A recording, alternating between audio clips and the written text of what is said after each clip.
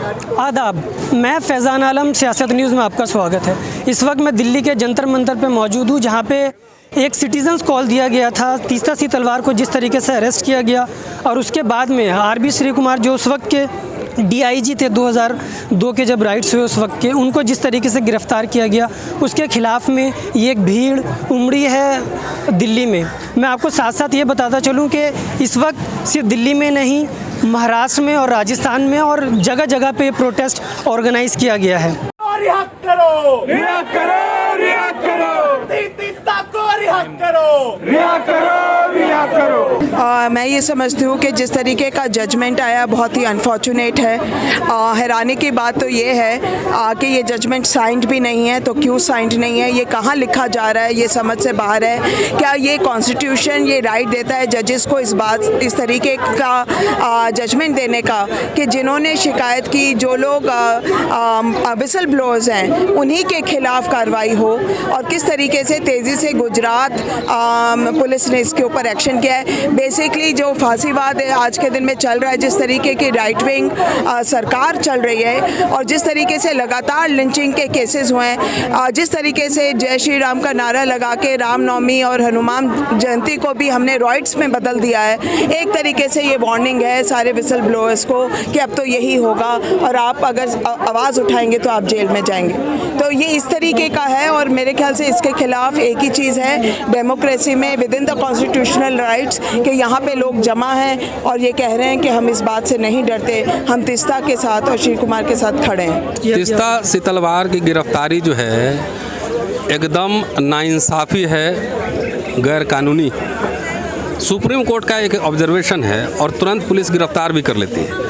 इसका मतलब क्या है? इसका मतलब सीधा है कि पुलिस पहले से तैयार, पुलिस को कहीं से सूचना रही होगी, इतना जल्दी सब पूरा चार्ज फ्रेम करना, गिरफ्तार करना, सब कुछ हो जाता है 2-4 घंटे में। सरकार से जो लोग भी असहमति रखे उनके लिए क्या एफआईआर पहले से तैयार रहता है, विद इन एन आवर, घंटों में वो गिरफ्तारी हो जाती है। तो अगर मान लीजिए कि लंबा चला प्रोसीडिंग, तो इसमें तीस्ता सिंह तलवार की थोड़ी गलती थी। उसने एक एफिडेविट दिया था कि इसको लंबा चलाना है, सुप्रीम कोर्ट में एफिडेविट दिया था। ये तो कोर्ट और सरकार को डे टू डे बेसिस पे हियरिंग होना चाहिए था ना। फिर ये तो कोर्ट की जिम्मेदारी है ना, कोर्ट कब डेट लगाएगी, कब सुनेगी, कब फैसला देगी। ये इंडिविजुअल जो पिटिशनर होता है वो थोड़ी अर्जी लगाता है कि हमारे केस को पहले सुनिए या बाद में सुनिए या लंबा चलाइए। कुल मिला जुला के राज्य की संस्थाएं जैसी होती है, बहुत सारी संस्थाएं उसी काम करती है, चाहे पुलिस हो, चाहे जुडिशरी हो। अब सुना भी होगा, मैंने डॉक्टर अम्बेडकर को कोट किया है कि ज़्यादातर पुलिस और मजिस्ट्रेट ये जो हैं अधिकारी भ्रष्ट होते हैं। भ्रष्ट ही नहीं, उससे ज़्यादा पक्षपातपूर्ण होते हैं। तो show me your face, I will show you the rules. ये इसी देश में बहुत बड़ी बड़ी बातें हो रही हैं, उस पर कोर्ट का ध्यान नहीं जाता है। बड़ी बड़ी बातें हो रही हैं, नफरती भाषण दे रही है, धर्म संसद हो रहा है, उस पर ध्यान नहीं जा रहा है।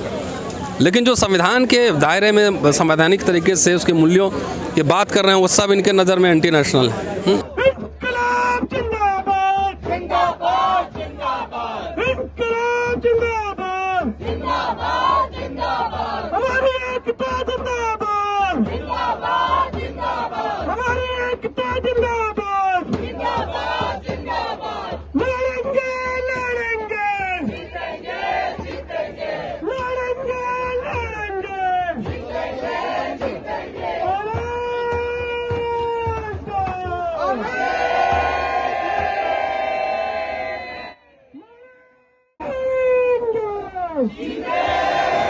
आपको बता दें कि 24 तारीख को सुप्रीम कोर्ट ने ज़किया जाफ़री की पेटिशन को रिजेक्ट कर दिया, जिसमें ज़किया जाफ़री ने अपनी पेटिशन में उस वक्त के मुख्यमंत्री जो इस वक्त के मौजूदा प्राइम मिनिस्टर हैं और उनके साथ 64 अधिकारी जिनको एसआईटी ने क्लीन चिट दिया था दंगों के मामले में, उस पेटिशन को सुप्रीम कोर्ट ने 24 तारीख को रद्द कर दिया।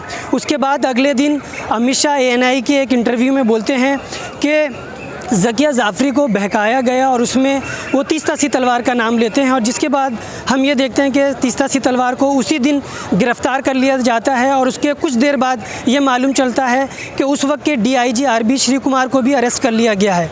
और साथ ही साथ संजीव भट्ट के ऊपर भी एफआईआर में उनका भी नाम दर्ज है, मगर वो ऑलरेडी इस वक्त जेल के अंदर हैं। तो उसी के ख़िलाफ़ ये प्रदर्शन था जो कि आम जनता ने सिटीजन्स कॉल के तहत यहाँ पर ऑर्गेनाइज़ किया था। इसी के साथ ये मुंबई और और राजस्थान में अलग अलग जगहों पे लोगों में काफ़ी आक्रोश है तीस्ता सीतलवार को जिस तरीके से अरेस्ट किया गया। यहाँ पे जो सभी लोग इकट्ठे हुए हैं आक्रोश के साथ, मैं उस आक्रोश में शामिल हूँ और हम यहाँ पर तीस्ता के साथ सॉलिडारिटी में आए हैं। मुझे लगता है कि ये एक बहुत बड़ी घटना हुई है जो पिछले कुछ समय से सब लोगों को चुप कराने की, ज़ुबान बंद करने की एक प्रक्रिया जो चल रही थी, उसके ऊपर एक और बड़ी मोहर लगी है और इस बार न्यायपालिका की तरफ से।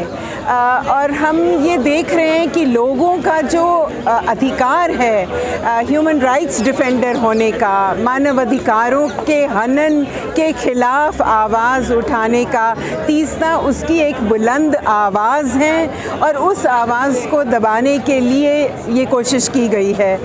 अफसोस इस बात का भी है कि ये इस बारी जो प्रहार हुआ है मानव अधिकार की रक्षा करने वाले लोगों का, वो एक बड़ी सहमति से हुआ है जिसमें कोर्ट ने ये कह दिया है कि आप हैं कौन, आपका अधिकार क्या है।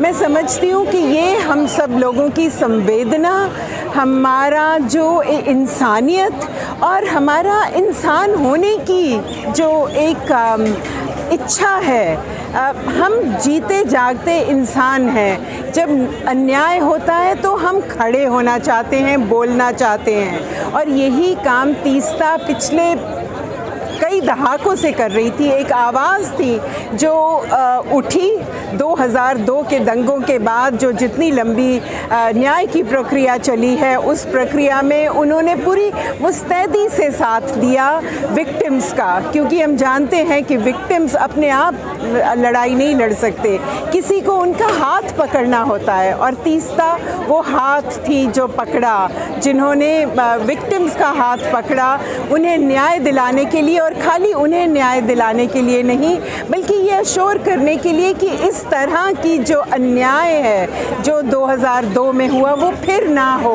वो रिपीट ना हो, न्याय मिले, सज़ा मिले, अकाउंटेबिलिटी स्थापित हो।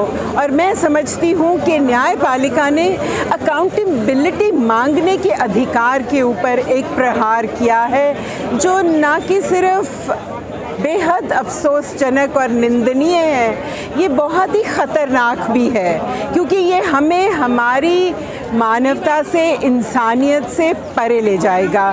मैं इतना ही कहना चाहती हूँ कि हमें डराने की जो कोशिश की जा रही है वो सरासर गलत है। क्यों डराया जा रहा है हमें अपनी ही ज़मीन पर, अपने ही घरों के अंदर? और हम आज जितने लोग यहाँ पे इकट्ठे हुए हैं, हम चाहते हैं कि हम ज़ोर से ये कहें, हम डरने से मना करते हैं, हम नहीं डरेंगे। ये आवाज़ तीस्ता के लिए उठेगी, ये आवाज़ हमेशा न्याय के लिए उठती रहेगी।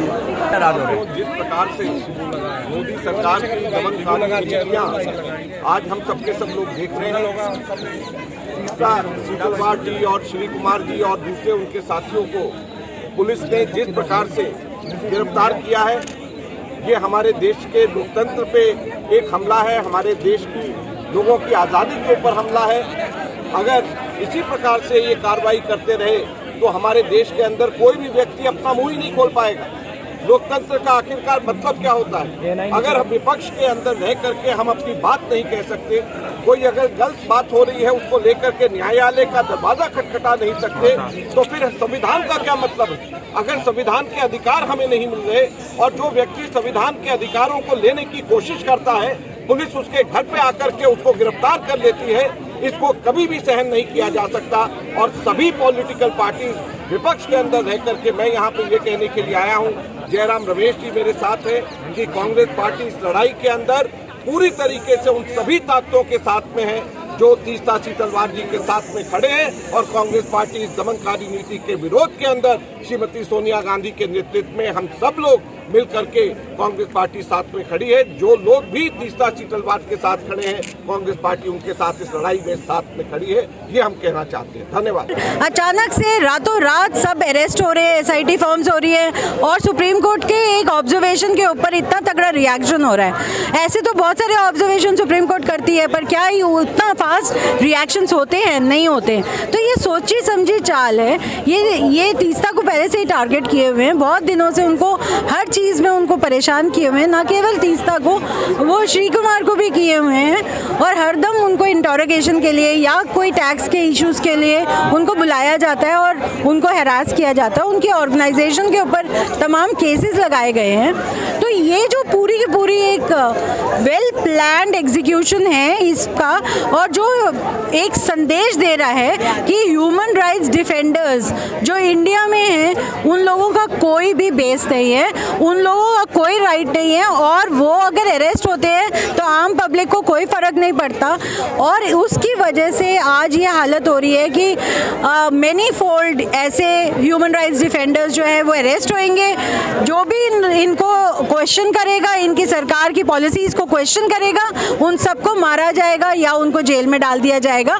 और ये जो पूरा का पूरा सिस्टम है, ये जो चल रहा है, वो आज से तो नहीं हुआ। हम तो पिछले 8 साल से यही झेल रहे हैं और ये जो झेलता जा रहा है आज वो चरम सीमा पे है। सुप्रीम कोर्ट का जो ऑर्डर है अपने में ही उनको लगता है, मेरे को जो लगता है, उन्हें सुओ मोटो कॉग्निजेंस लेना चाहिए, उनको अपने ऑर्डर के ऊपर दोबारा से रिफ्लेक्ट करना चाहिए, उनको रीइंस्टेट करना चाहिए। हमारा जो पूरा फेथ है सुप्रीम कोर्ट पे जो ख़त्म हो रहा है उसको दोबारा से रीइंस्टेट करना चाहिए और सुप्रीम कोर्ट के जजेस को इमीडिएटली इसके ऊपर काम करना चाहिए, क्योंकि दे कैन नॉट, और वो नहीं बन सकते सरकारी मुलाजिम। अब जमा तो हम यहाँ हुए हैं अपना प्रोटेस्ट दर्ज कराने के लिए तीस्ता, श्री कुमार और संजीव भट्ट पर जो जिस तरह से अटैक किया जा रहा है उसके ख़िलाफ़। लेकिन ये सवाल सिर्फ़ एक तीस्ता का या एक श्री कुमार और संजीव भट्ट का नहीं है। ये सवाल इस चीज़ का है कि हिंदुस्तान एक सेक्युलर और डेमोक्रेटिक मुल्क है और यहाँ पर सेक्युलरिज़म को 2002 में पामाल किया गया। उसके ख़िलाफ़ हाँ, अगर तीस्ता और उनके जैसे ह्यूमन राइट्स डिफेंडर्स उठ खड़े हुए और उन्होंने जी जान लड़ाकर मेहनत की कि यहाँ पर डेमोक्रेसी को बहाल किया जाए, उसके नतीजे में 20 साल बाद उनको ये सिला मिला कि सरकार तो सरकार, हमारी जुडिशरी ने अपना क्या चेहरा दिखाया, हम हैरान हैं। हमारे देश की परंपरा कहते हैं कि हमारे देश में अदालत जो है उसको पंच परमेश्वर कहा जाता है, लेकिन अब ये सिर्फ बहुत ही निम्न दर्जे के पंच हो गए, परमेश्वर तो उड़ गए। तो मतलब ये कर क्या रहे हैं, मेरे समझ में नहीं आ रहा। सरकार और जुडिशरी एक होकर ये कह रहे हैं कि डेमोक्रेसी में अब आपको सरकार के खिलाफ बोलने का हक हासिल नहीं है, और अगर आप बोलेंगे तो उसको भ्रम फैलाना, साजिश करना करार देकर उल्टा आपके खिलाफ मुकदमा दर्ज किया जाएगा, आपको अरेस्ट किया जाएगा। ये हमारे देश के लिए एक बहुत ही ख़तरनाक दिशा है, जिस दिशा में हिंदुस्तान की सपोजिडली पेपर पर जो डेमोक्रेसी है वो जा रही है। देश में अभी अनडिक्लेयर्ड इमरजेंसी है, इमरजेंसी से कहीं भयावह और कहीं ख़तरनाक। और ये जो रिप्रेशन है, ये जो दमन है, इस दमन के ख़िलाफ़ हमारा प्रतिरोध और हमारा रेजिस्टेंस एक्सपोनेंशियली बढ़ना चाहिए। उसी डायरेक्शन में ये हमारा एक छोटा सा कदम है जो आज आप हमको यहाँ पर देख रहे हैं। हमारा रेजिस्टेंस जारी रहेगा। हाँ, डेमोक्रेसी को पामाल करने की साजिश नाकाम नहीं होने देंगे, ये हमारा डिक्लेरेशन है। इसी तरीके की न्यूज़ देखने के लिए आप जुड़े रहें सियासत न्यूज़ के साथ। मैं हूं फैज़ान आलम और कैमरे के पीछे हैं आफरीन एजाज। शुक्रिया।